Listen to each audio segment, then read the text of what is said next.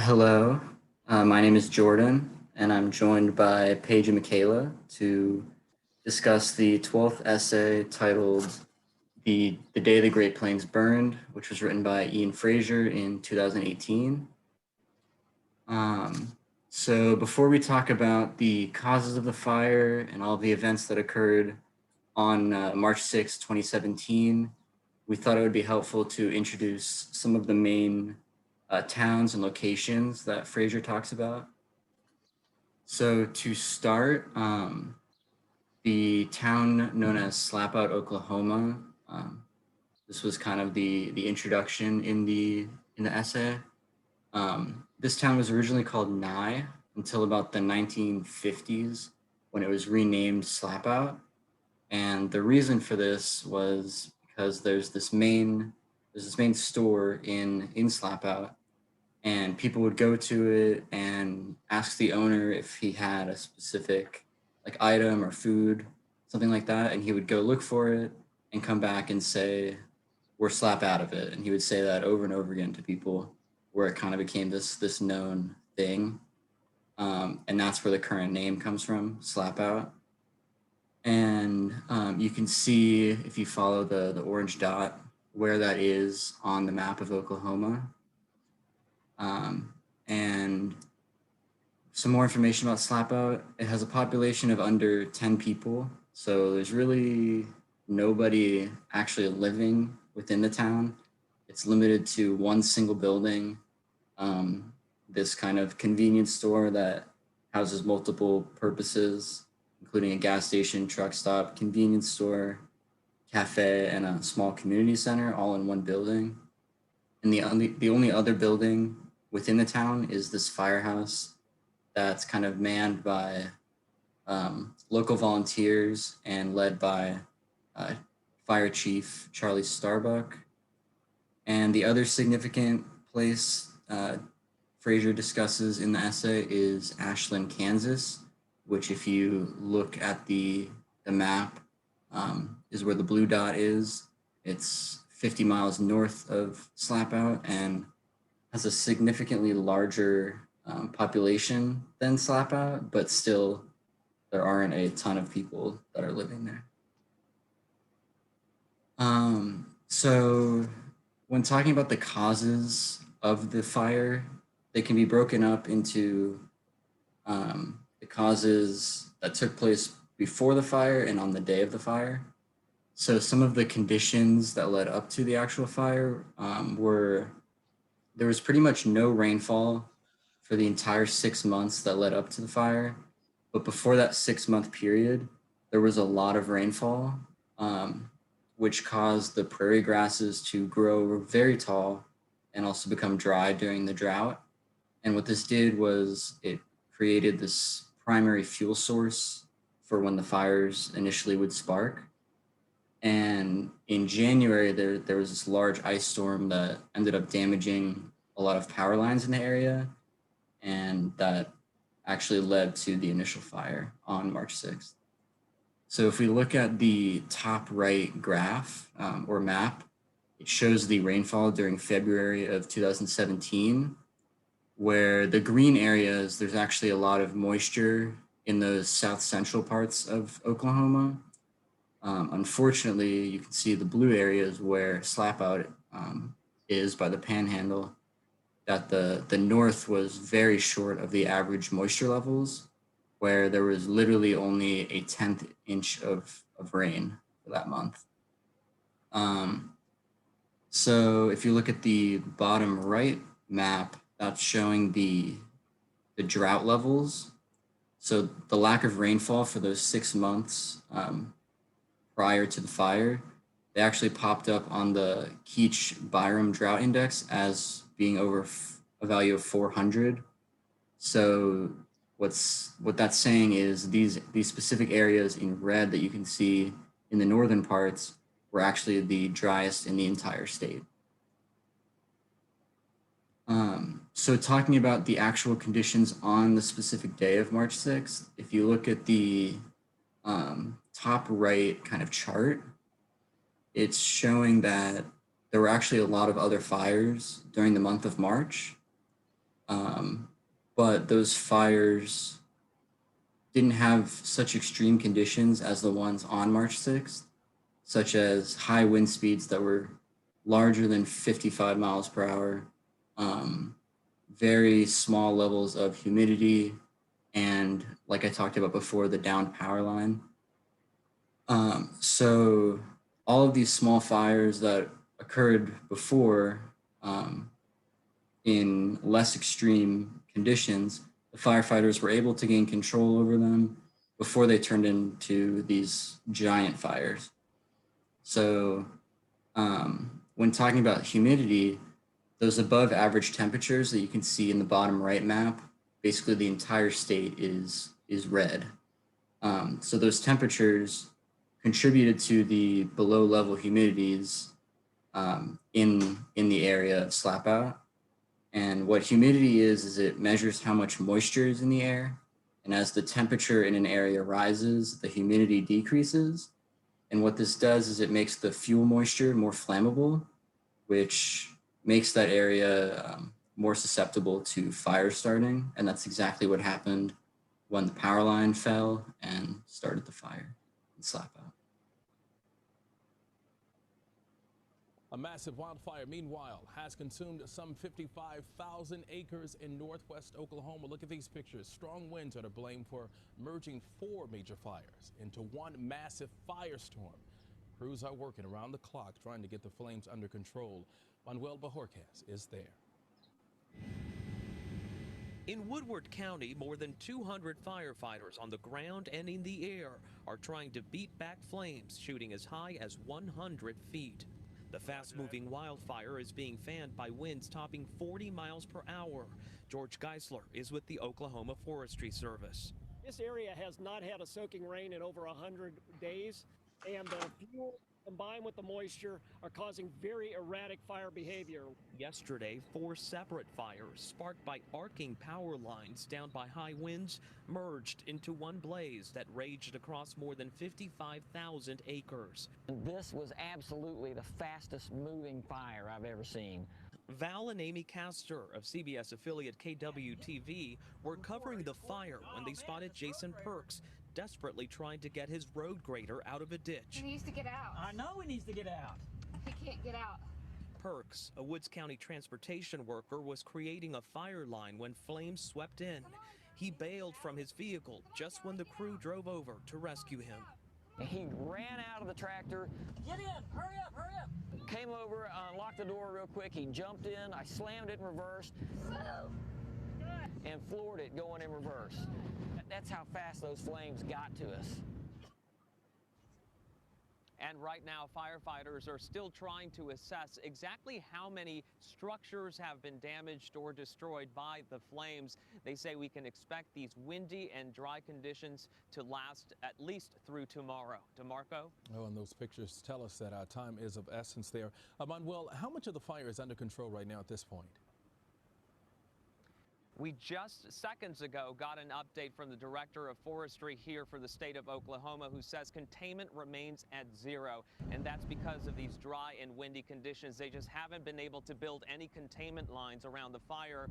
We have seen throughout the afternoon smoke rising over there on the horizon. It's calmed down for now, but once in a while you get this big black plume of smoke, and that's where the firefighters rush in and try to contain, but it's just been jumping that far ahead of them throughout this day that they have not been able to get any containment. They're hoping for some containment maybe overnight and into tomorrow. The forecast is also calling for even more dry weather. How long could it take to get the advantage on this blaze? Well, it's going to take the winds to die down, and I'm sorry, because of the winds, I'm having a bit of a tough time hearing you here.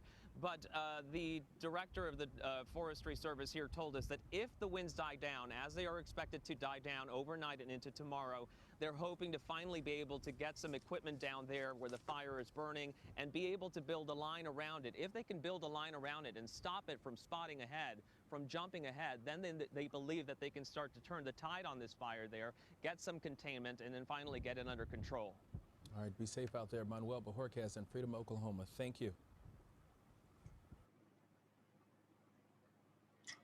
So on March 6, 2017, fires broke out in the Mocaine oil field and the town of Englewood. A total of 11 fires were burning around the Oklahoma Panhandle, and they required the attention of every single first responder in the area.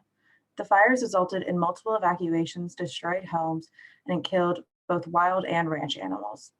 Often the last line of defense were firebreakers. People risked their lives to plow around their property.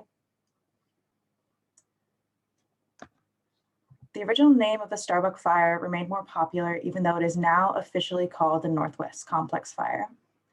So at 11:30 a.m., the town of Ashland was alerted of the fire and asked to assist. But as fire trucks drove to slap out, they came across a larger fire that they would have to fight first. At 4 p.m., the wind shifted and the fire started heading towards Ashland. First responders were directed to the area, but by 6:48 p.m., the entire town was surrounded and no one was able to leave or enter. The following is a short clip of an interview with Slap Out Fire Chief Charlie Starbuck.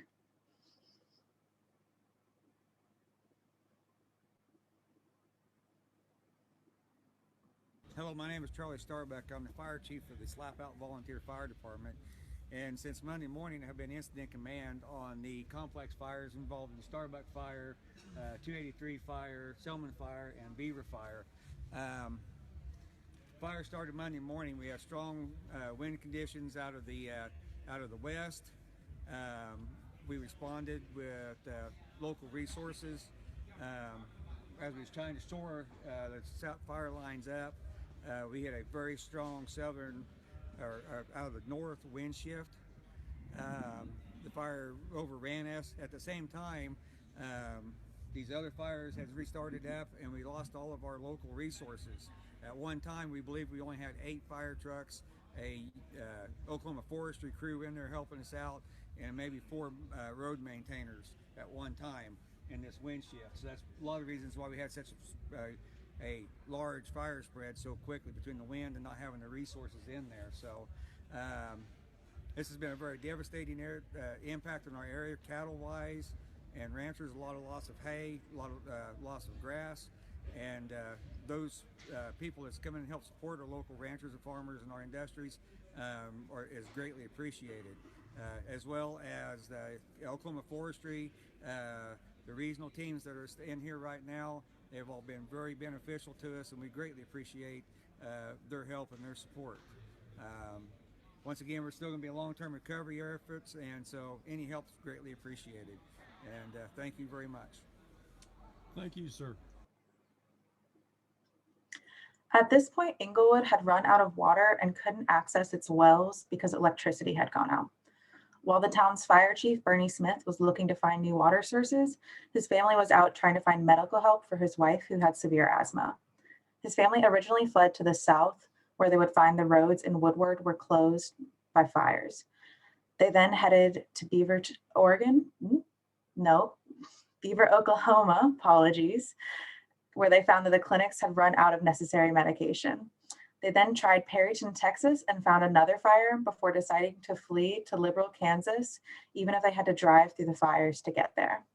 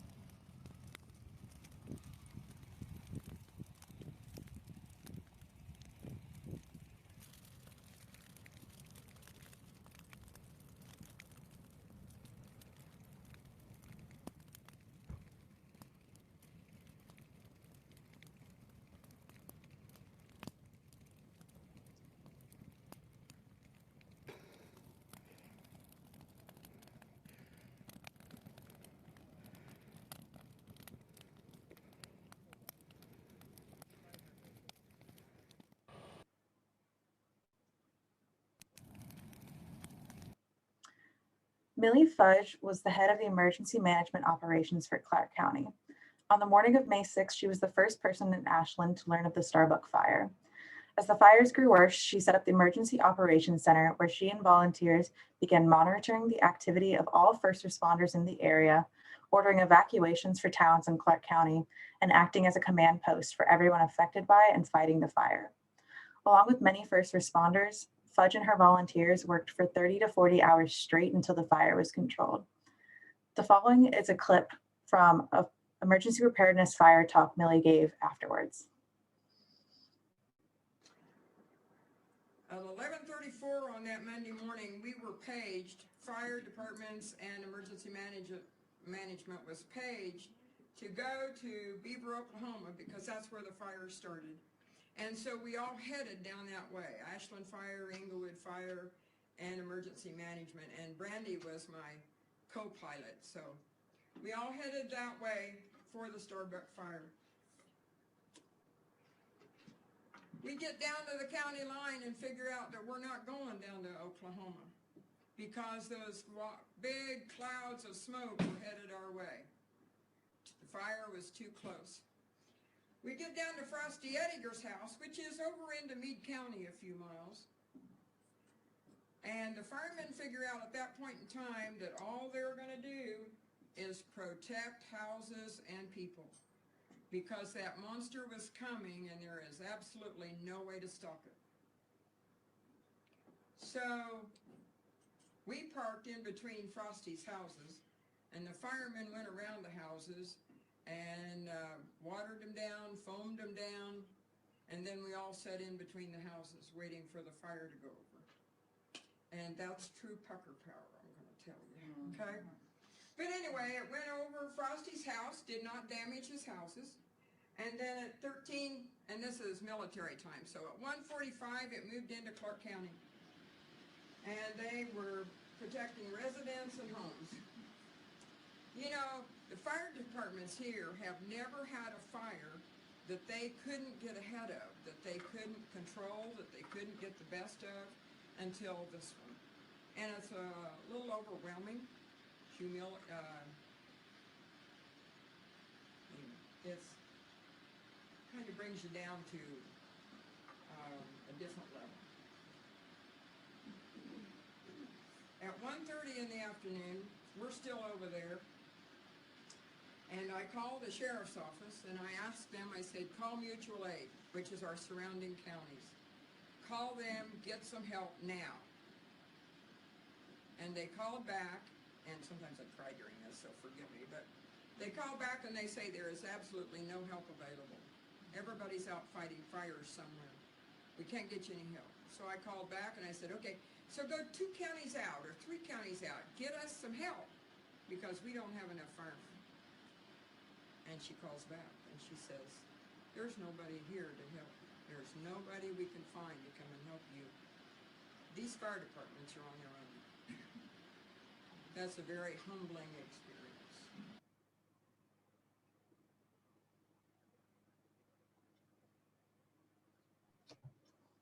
So as Millie described, the fires were just unimaginable of how fast they moved and how many acres they burned. As seen in both of these maps, the largest red region is the Starbuck fire, which is the main fire discussed in this essay. And the smaller red region to the right is the Selman fire, who Charlie Starbuck mentioned, or what Charlie Starbuck mentioned. But as you can see, it covered 2 to 3 states. The fires were just absolutely huge. And in total, it burned about 2 million acres, which in the next slide, I'll kind of break it down more as to how many acres was each state. So within 24 hours, it was reported that 85% of Clark County had burned. For a fire to be considered a mega fire, it has to have burned at least 100,000 acres. Each state that was affected highly surpassed this. Oklahoma was burned 781,000 acres. Kansas had 608,000 acres that was burned.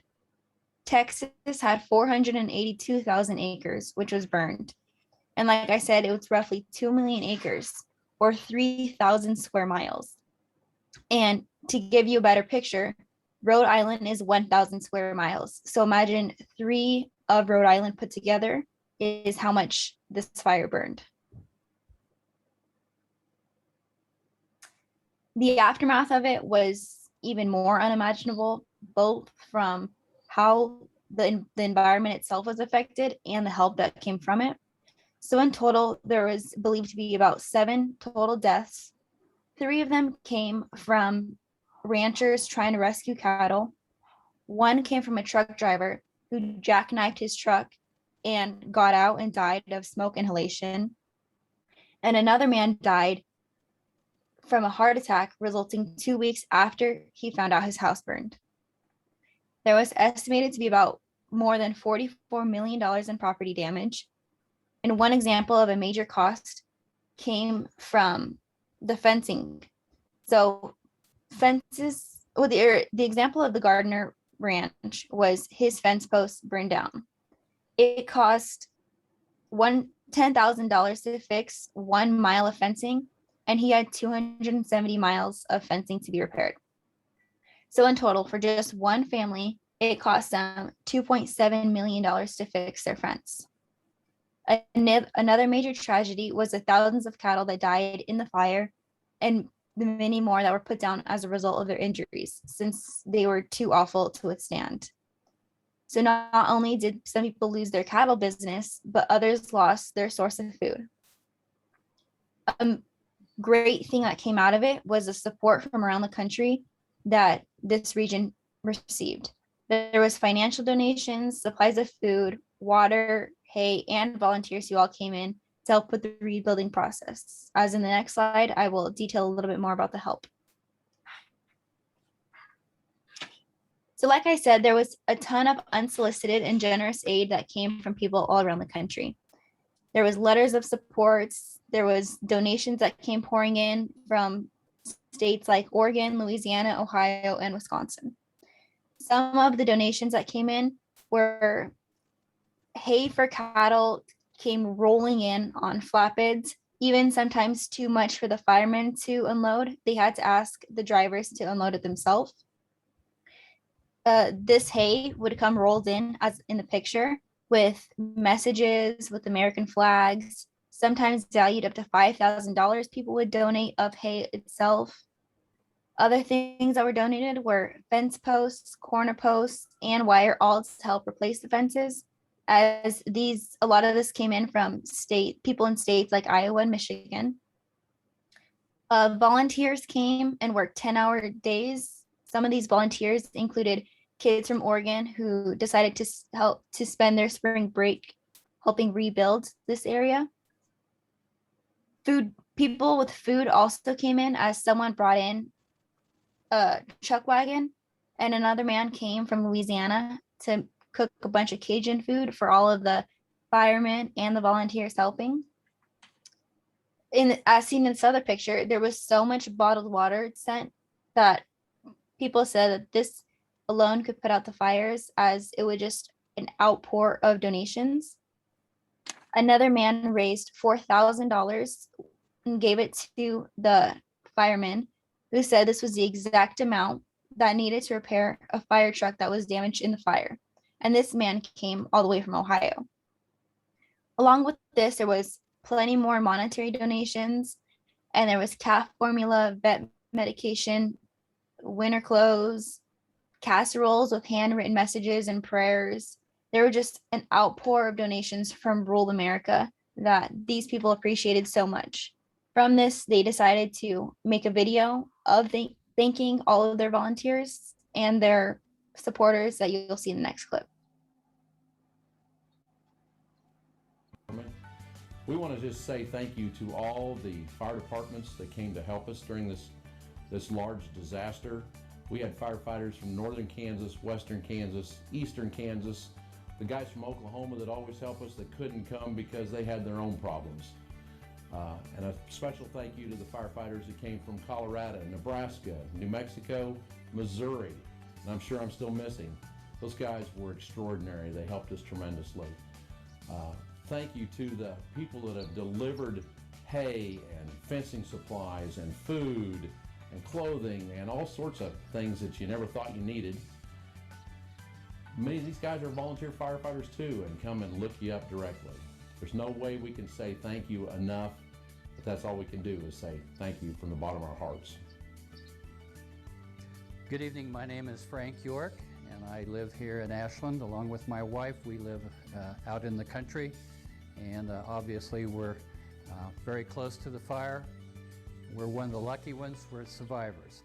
I'd just like to take this opportunity to thank the many, many people from all around the country, from all the states who have just warmed our hearts, and we have just been humbled by the outpouring of love and kindness that we have seen pour into Ashland every day by the hay, the fencing supplies, just the well wishes, the cash to help us rebuild.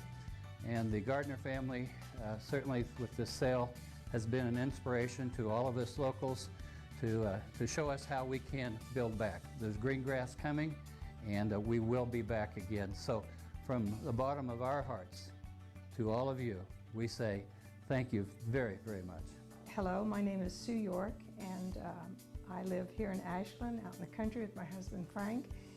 And I just want to say thank you to everyone across the country that has heard the stories and responded with love and kindness, and the fencing crews that have come to help us all rebuild. And we just want to thank you very much for all that you've all done. Thank you.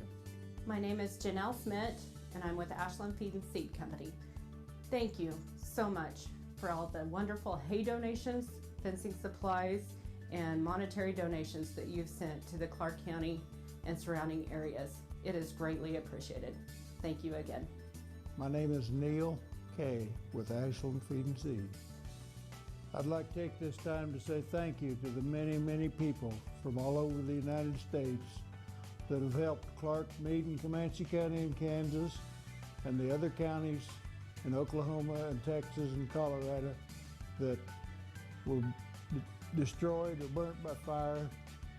Thank you for everything that you've done and all the support, the phone calls, the generous offerings, everything that you've done. We appreciate it. Thank you. Hello, my name is Greg Gardner from Ashland, Kansas, and part of Gardner Angus Ranch.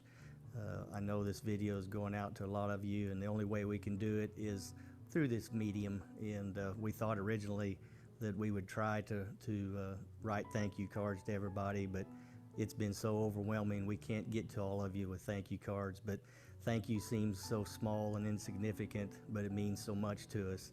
A small portion of examples of what have happened since all this started. We've had people show up from everywhere.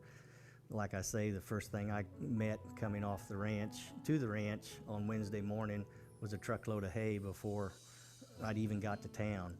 You know, thank you for that. The gentleman that came and felt moved to be here, two young men, said, we just feel like we're here. I said, what is your skill level? They said, we can run heavy equipment. Our crews had to go back to high school, and they showed up. I said, there's two skidsters, help yourself. For a week they unloaded hay. We had people that came specifically from Louisiana.